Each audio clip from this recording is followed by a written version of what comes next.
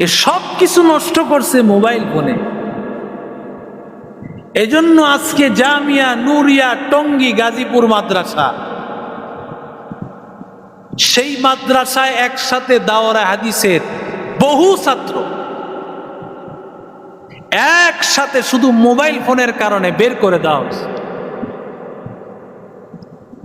কওমি মাদ্রাসা একমাত্র হলো ইলমে নববীর একমাত্র খাঁটি জায়গা, যেখানে একমাত্র আল্লাহর সহি দ্বীন সহি ইলম যেখানে শিক্ষা দেওয়া হয়।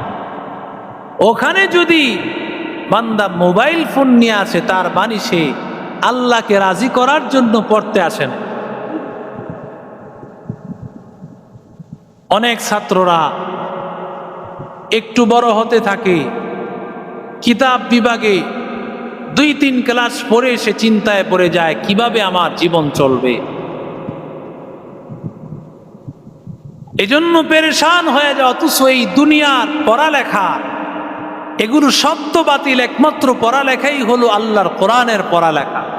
দুনিয়ার পড়ালেখা দুনিয়া চলতে গেলে, দুনিয়াদারি করতে গেলে লাগে, কিন্তু কোরআনের শিক্ষাটা তো এই দুনিয়াও লাগবে, আখেরাতেও লাগবে, কবরেও লাগবে, হাসরেও লাগবে, মিজানেও লাগবে, জান্নাতেও চলবে। সুবহানাল্লাহ।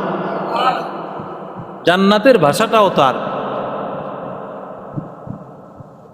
এই জামিয়া নুরিয়া টঙ্গী মাদ্রাসা এতগুলো ছাত্র বের করে দিল কেন? মোবাইল ফোন ধরার কারণ। মাদ্রাসাগুলোতে এই এলান থাকে যে মোবাইল ফোন পাইলে আর থাকার কোনো সুযোগ নেই, মোবাইল ফোন পাইলেই বহিষ্কার, মোবাইল ফোন পাইলেই বহিষ্কার। একটা মানুষের চরিত্রকে নষ্ট করে মোবাইল। এই পুলিশ কনস্টেবল সে কিন্তু প্রেম করে মাত্র কিছুদিন আগে বিবাহ করছে, 6 মাস, কিন্তু স্ত্রী যখন পরকীয়ায় লিপ্ত হয়ে গেছে এটা সে মানতে পারে নাই। এই পরকীয়ায় লিপ্ত হওয়ার মাধ্যমই হলো মোবাইল। এই মোবাইল ফোন তাকে ধ্বংস করে দিয়েছে। তাহলে মোবাইল ফোনটা 3 লাখ নবীর সুন্নত অনুযায়ী আল্লাহকে খুশি করার জন্য এই খাবার খাইয়া যেই শক্তি হবে বান্দা, ওই শক্তি দিয়া পড়বে নামাজ, ওই শক্তি দিয়া করবে কোরআন তেলাওয়াত, ওই শক্তি দিয়া করবে জিকির। আল্লাহর বান্দা যখন খাবার খাবে এই নিয়তে, ওই খাবারটাও হয়ে যাবে ইবাদত। এই জন্য বলেছি আমি খাই না, আমি ঘুমাই না। কেন বলেছি ও বিবি জানো?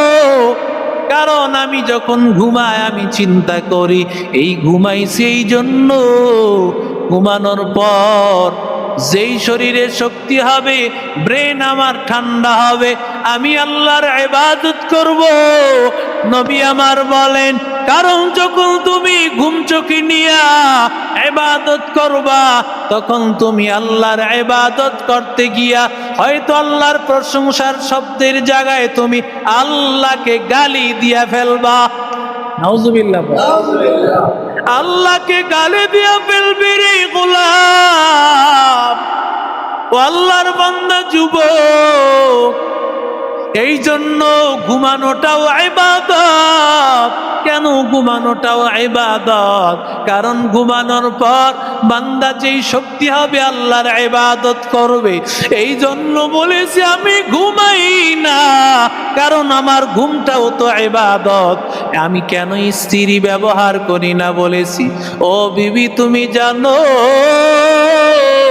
কারণ আমি যখন তোমার সাথে আমি মিলিত হই, এটা আমার আল্লাহর হুকুম, নবীর তরিকা, আমার নবীর আদর্শ।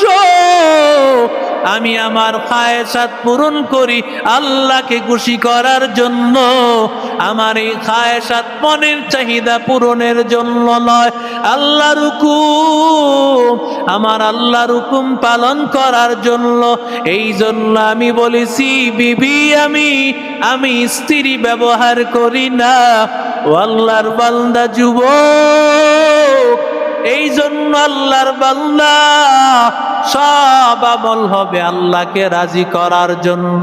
আল্লাহকে রাজি করার জন্য যে আমল হবে, আল্লাহ সেই আমলটাকে দামি বানায় দিবে। আল্লাহকে রাজি করার জন্য যদি বান্দা আমল না হয়, ওই আমল আল্লাহর কাছে দামি না। মাদ্রাসায় বান্দা পড়বে আল্লাহকে খুশি করার জন্য, মসজিদে আসবে আল্লাহকে রাজি করার জন্য, হজ করবে আল্লাহকে খুশি করার জন্য, কোরবানি করবে আল্লাহকে খুশি করার জন্য, যাকাত দিবে আল্লাহরে খুশি করার জন্য। যখন সব আমল আল্লাহকে খুশি করার জন্য হবে, আল্লাহ ডাক দিয়া বলেন, বান্দা যখন এইভাবে আমি আল্লাহর ইবাদত করবে, আমি আল্লাহ তাকে আমি আল্লাহর বানায় নিব। উলাই ইয়ানালাল্লাহ লুহুমুহা ওয়ালা দিমাউহা ওয়ালাকিন ইয়ানালুহু তাকওয়া মিনকুম। আল্লাহ বলেন, গোশত যায় না আল্লাহর কাছে, রক্ত যায় না, পশমও যায় না। কুরবানি যে করতেছো আল্লাহর কাছে যায় তোমার ইখলাস, তোমার নিয়ত, তোমার তাকওয়া। আল্লাহ তোমাকে দেখেন তুমি কি জন্য কুরবানি করো। তুমি দুনিয়ার মানুষকে খুশি করবার জন্য না আল্লাহরে খুশি করবার জন্য? যদি আল্লাহরে খুশি করবার জন্য হয়, তোমার আমল নামে আল্লাহ পশমে পশমে আল্লাহ নেকি লিখতে থাকবেন। আর যদি আল্লাহরে খুশি করার জন্য না হয়, সারা জিন্দেগি ভর নামাজ পড়বো, সারা জিন্দেগি ভর রোজা রাখবো, হজ করবো, যাকাত দিব, কোনো ফায়দা হবে না। আল্লাহর বান্দা, এই জন্য আল্লাহর কথা অন্তরে স্মরণ করো ভাই। দুনিয়াটা কিছুই না রে যুবক। আল্লাহর বান্দা, ওই মেয়েটা জানতো না ওর স্বামীকে হারায় ফেলবে।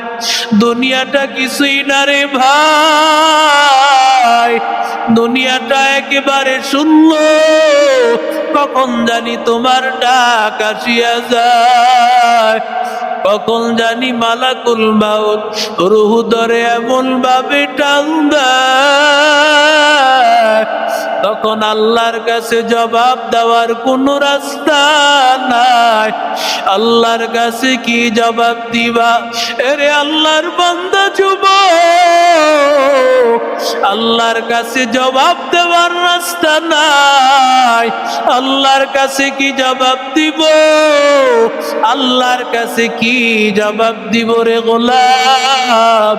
দুনিয়ার এই বান্দা, দুনিয়ার এই ভালোবাসা সারিয়া আল্লাহর কাছে চলে যাওয়া লাগবে। আল্লাহর কাছে কি নিয়ে যাইবা?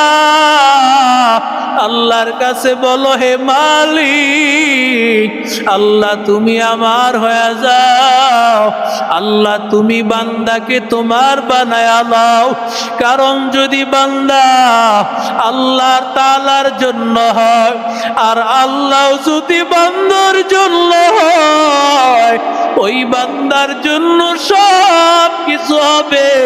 যেদার দেখতা হো ওদার তু হি আই তু হি তো, যেদিকেই তাকাইবা ওদিকে আমার মালিক। ওরে বান্দা, যখন জিকির করবা, জমি যখন জিকির করবা, তাকাইয়া দেখবা ও আল্লাহর বান্দা আমার আল্লাহ হাজিরি, আল্লাহু নাজিরি, আল্লাহু বাঈ, আল্লাহু হাজিরি, আল্লাহু নাজিরি, আল্লাহু বাঈ। আমার দুনিয়াতে কেউ নাই, একমাত্র আল্লাহ আমার আপন।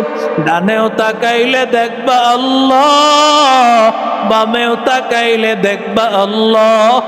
আল্লাহরে খুশি বানাইয়া, রাজি বানাইয়া যদি বান্দা কবরে যাইতে পারো, কবরে যাইতে দেরি হবে, কবরটা জান্নাতের বাগান হতে দেরি হবে না।